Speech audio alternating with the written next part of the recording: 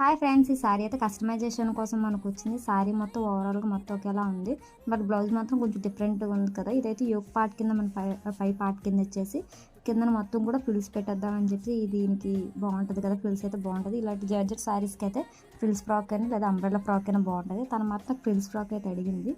మనకు ఎలా turn out అయిందో కూడా చూపిస్తాను చూడండి. చూసారు కదా, మనకు ఫైనల్గా టర్న్అవుట్ అయితే ఇలా అయింది. మొత్తం కూడా ఫ్రిల్స్ పెట్టేశాను. ఫ్రంట్కి చిన్న స్టార్ నెక్ టైప్లో పెట్టాను. హ్యాండ్స్ కూడా ఏంటంటే బుట్ట హ్యాండ్స్ టైప్లో వచ్చేసి కింద ఎలాస్టిక్ అయితే అటాచ్ చేశాను.